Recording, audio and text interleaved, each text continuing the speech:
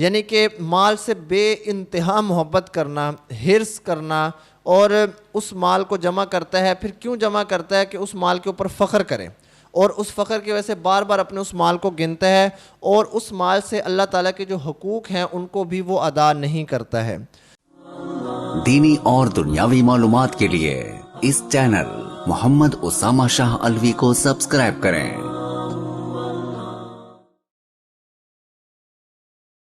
نحمده ونصلي ونسلم على رسوله الكريم، اما بعد فاعوذ بالله من الشيطان الرجيم. بسم الله الرحمن الرحيم. ويل لكل همزة لمزة الذي جمع مالا وعدده يحسب أن ماله أخلده كلا لينبذن في الحطمة وما أدراك ما الحطمة نار الله الموقدة التي تطلع على الأفئدة إنها عليهم مؤصدة في عمد ممددة. صدق اللہ العظیم. پارہ نمبر 23 سورت الہمزہ، آیت نمبر 1 تا آیت نمبر 9 تک تلاوت کی ہے. ان آیات مبارکہ کا ترجمہ: ویل لکل ہمزۃ لمزہ، ہلاکت ہے ہر عیب چننے والے کے لیے، تانے مارنے والے کے لیے. الذی جمع مالا وعددہ، وہ جس نے جمع کیا مال کو اور گن گن کر رکھا اس کو، یعنی کہ اس مال کو. یحسب ان مالہ اخلدہ، گمان کرتا ہے وہ انسان بے شک اس کا مال ہمیشہ رکھے گا اس کو، یا گمان کرتا ہے وہ انسان کہ اس کا مال ہمیشہ رہے گا اس کے ساتھ. کلا لینبذن فی الحطمہ، ہرگز نہیں، اللہ کی قسم ضرور بے ضرور پھینکا جائے گا وہ حطمہ میں. وما ادراک ما الحطمہ، اور کیا پتہ آپ صلی اللہ علیہ وسلم کو کیا ہے حطمہ. نار اللہ الموقدہ، وہ اللہ کی آگ ہے جو بھڑکائی ہوئی ہے. التی تطلع علی الافئدہ، وہ جو چڑھ آئے گی دلوں پر. انہا علیہم مؤصدہ، بے شک وہ آگ ان پر بند کی گئی ہے. فی عمد ممددہ، لمبے لمبے ستونوں میں. سورت الہمزہ آیت نمبر 1 تا آیت نمبر 9 تک تلاوت کی ہے اور ترجمہ بیان کیا. اس سورت کا ماقبل سورت کے ساتھ تعلق، ربط، کہ گزشتہ سورت میں انسان کے خسارے کا بیان تھا کہ اللہ تعالیٰ نے یہ بتایا تھا کہ انسان کا خسارہ، تمام انسان خسارے میں ہیں مگر یہ انسان جو اس کے اندر سے مستثنیٰ کیے تھے. اب اس صورت میں سبب اور وجہ خسارہ کا بیان ہے، وہ ہیں بڑے گناہوں کا ارتکاب.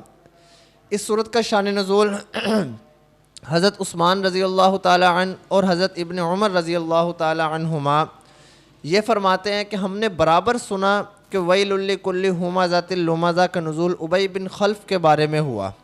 اسی طرح بعض نے یہ کہا کہ اس صورت کا نزول امیہ بن خلف کے بارے میں ہوا، کیونکہ یہ رسول اللہ صلی اللہ علیہ وسلم کی عیب چینی طنز کے ساتھ دیکھا کرتا تھا.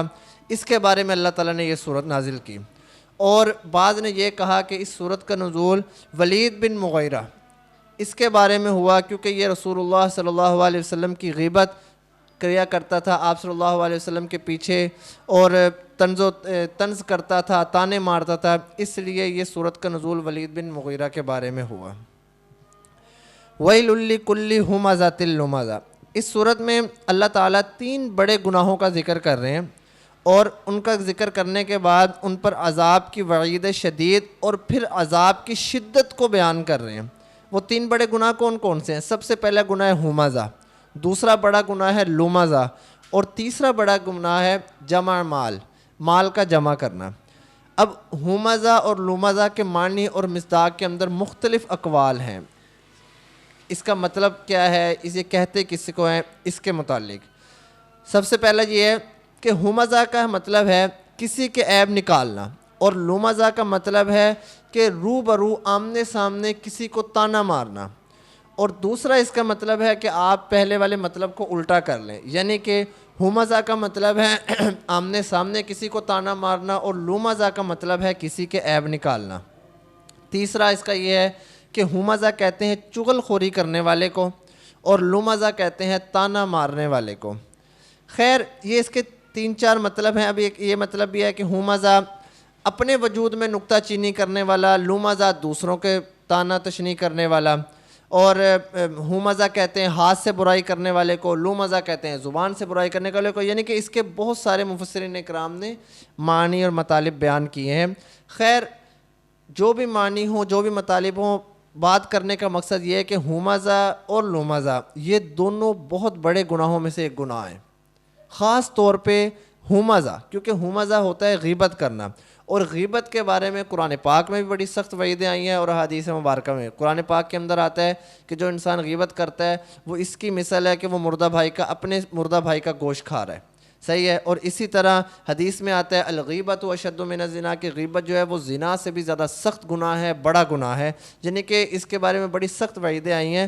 اور یہ گناہ اس لیے بھی بہت زیادہ بڑا ہے کہ جس انسان کے متعلق ہم کوئی غلط بات کر رہے ہیں، ہم کوئی اس کے متعلق کوئی بات کر رہے ہیں، وہ اپنا دفاع کرنے کے لیے سامنے موجود ہی نہیں ہے۔ ہم اس کے اندر سے اپنے پاس سے چاہے 10 باتیں جھوٹ لگا دیں، ایک بات سچ ہو، اگر وہ وہاں ہمارے سامنے بیٹھا ہوتا تو ہمارے منہ پہ کہہ سکتا ہے کہ آپ جھوٹ بول رہے ہیں، یہ بات اس طرح نہیں، یہ بات اس طرح تھی۔ اس لیے غیبت کرنا ایک بڑا گناہ ہے۔ اور دوسرا لمزہ کہتے ہیں کسی کے سامنے اس کا عیب بیان کرنا، اس کو طعنہ مارنا، یہ بھی بڑا گناہ ہے۔ اب یہ بڑا گناہ کیوں ہے؟ حالانکہ اس میں تو وہ بندہ سامنے بیٹھا ہے۔ یہ اس لیے بڑا گناہ ہے کیونکہ آپ کا مقصد اس کی توہین اور تذلیل کرنا ہے۔ اگر آپ کا مقصد اس کو سمجھانا ہوتا تو آپ اس کو اکیلے میں جا کے پیار سے سمجھا سکتے تھے، لیکن اگر آپ ایک مجمع کے سامنے اس کے عیب بیان کر رہے ہیں اور اس کو طعنے مار رہے ہیں تو پھر آپ کا مقصد اس کی توہین ہے، تذلیل ہے، آپ کا مقصد اس کو سمجھانا نہیں ہے۔ پیارے نبی اکرم صلی اللہ علیہ وسلم کی حدیث مبارکہ ہے، فرمایا کہ اللہ کے بندوں میں بدترین لوگ وہ ہیں جو چغل خوری کرتے ہیں، دوستوں کے درمیان فساد ڈلواتے ہیں اور بے گناہ لوگوں میں عیب تلاش کرتے ہیں۔ اس لیے ہمیں ان 2 بڑے گناہوں سے اللہ تعالیٰ سے ہر وقت پناہ مانگنی چاہیے۔ الذی جمع مالا وعددہ، تیسری بری خصلت کا ذکر ہے، وہ کیا ہے؟ مال کا جمع کرنا، یعنی کہ مال سے بے انتہا محبت کرنا، حرص کرنا، اور اس مال کو جمع کرتا ہے۔ پھر کیوں جمع کرتا ہے؟ کہ اس مال کے اوپر فخر کرے، اور اس فخر کی وجہ سے بار بار اپنے اس مال کو گنتا ہے، اور اس مال سے اللہ تعالیٰ کے جو حقوق ہیں ان کو بھی وہ ادا نہیں کرتا ہے۔ یحسب ان مالہ اخلدہ، مقصد یہ ہے کہ وہ یہ خیال کرتا ہے کہ اس کا جو مال ہے اس کو دنیا میں ہمیشہ رکھے گا، دولت مند ہونے کی وجہ سے کبھی وہ مرے گا نہیں، حالانکہ اس کا یہ خیال کرنا بالکل غلط ہے۔ جو دائمی زندگی ہے اس کا تعلق دولت کے ساتھ نہیں ہے، اس کا تعلق اعمال کے ساتھ ہے، اور اعمال بھی اچھے اعمال ہوں، صالح اعمال ہوں، برائی والے اعمال نہ ہوں۔ جو انسان نے اپنی زندگی دنیا کے اندر نیک اعمال میں گزاری ہے تو اللہ تعالیٰ اس کو دائمی زندگی دیں گے اور اچھی زندگی دیں گے۔ دائمی تو خیر دونوں کو ملنی ہے، چاہے مسلمان ہو چاہے کافر ہو، ہمیشہ تو دونوں نے زندہ رہنا ہے، لیکن ایک زندہ رہے گا عذاب کے اندر، ایک زندہ رہے گا اعمال صالحہ کرنے والا اچھی چیز کے اندر، جنت کے اندر، خوشیوں کے اندر۔ اس لیے اس چیز کا تعلق مال کے ساتھ نہیں ہے بلکہ کس کے ساتھ ہے؟ اعمال صالحہ کے ساتھ ہے۔ کلا لینبذن فی الحطمہ، برائے زجر ہے، یعنی کہ ہرگز نہیں، یہ مال اس کو ہمیشہ نہیں رکھے گا، اس مال سے اس کو دائمی زندگی حاصل نہ ہوگی۔ لینبذن فی الحطمہ، اللہ کی قسم یہ شخص حطمہ میں ڈالا جائے گا۔ اب حطمہ کیا ہے؟ حطمہ کا معنی ہوتا ہے توڑنا پھوڑنا۔ جہنم کے اندر جو بھی چیز ڈالی جائے گی، جہنم کی آگ اس کو توڑ پھوڑ کے رکھ دے گی۔ یہ جہنم کی آگ کی خوبی ہوگی کہ وہ اس کو ختم کر دے گی، اس لیے اس کا نام حطمہ رکھا گیا۔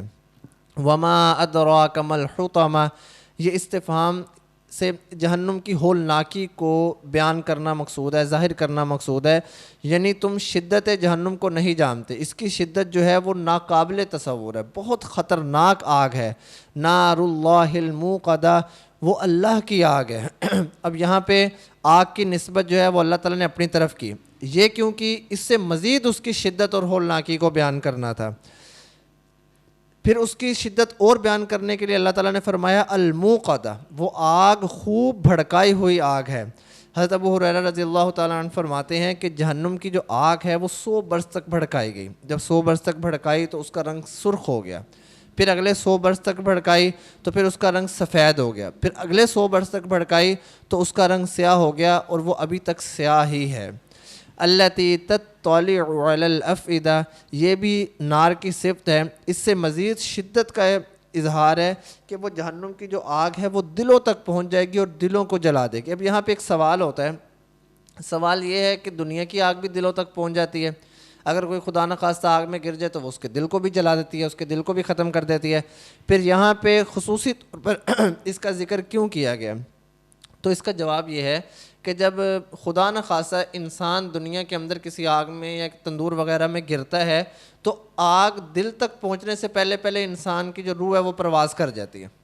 لیکن جو جہنم کی آگ ہے وہ، کیونکہ وہاں تو موت آنی نہیں، موت آئے گی نہیں، تو جہنم کی آگ اس کے دل تک پہنچے گی، اور دل کو آگ لگنے کی وجہ سے جو اس کو تکلیف ہوگی وہ انسان جو ہے وہ اپنی تکلیف کو خود جو ہے وہ دیکھ سکے گا، محسوس کر سکے گا۔ اس لیے یہاں پہ اس کو خصوصی طور پر ذکر کیا گیا، کیونکہ اس کے اندر ایک اذیت ہی اضافی ہے۔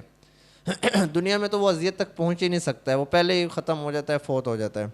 انہا علیہم مؤصدہ، وہ آگ ان پر بند کر دی جائے گی، یعنی کہ جہنم کے دروازے بند کر دیے جائیں گے، آگ سے نکلنے کا کوئی راستہ نہیں ہوگا، اور بند کرنے کی وجہ سے اس کے اندر حرارت اور تیزی اس کے اندر بھی اضافہ ہو جائے گا۔ فی عمد ممددہ، مقصد یہ ہے کہ ان جہنمیوں کو لمبے لمبے ستونوں کے ساتھ جکڑ دیا جائے گا تاکہ وہ ادھر ادھر بھاگ نہ سکیں۔ وہ ستون اب کس چیز کے ہوں گے؟ یا تو وہ ستون لوہے کے ہوں گے یا پھر وہ ستون آگ کے ہوں گے۔ یہ سارا ہے، یہ 3 بڑے گناہ ہیں، اور اگر آپ ان 3 بڑے گناہوں کی طرف دیکھیں تو کیا کافر کیا مسلمان، دونوں کے اندر ہی یہ 3 بڑے گناہ پائے جاتے ہیں۔ ہمزہ بھی پایا جاتا ہے، لومزہ بھی پایا جاتا ہے، اور ایسی مال کی محبت بھی پائی جاتی ہے جو حلال حرام کی تمیز بھلا دے اور اس کے پیچھے ہی پڑ جائے۔ تو اس لیے ہمیں ان تینوں بڑے گناہوں سے معافی مانگنی چاہیے، اور ان تینوں بڑے گناہوں سے اللہ تعالیٰ کی ہمیں پناہ میں آنا چاہیے۔ اللہ تعالیٰ ہمیں ان تینوں گناہوں سے محفوظ رکھے اور قرآن پاک پر عمل کرنے کی توفیق عطا فرمائے۔ وما علینا الا البلاغ المبین۔ دینی اور دنیاوی معلومات کے لیے اس چینل محمد اسامہ شاہ الوی کو سبسکرائب کریں۔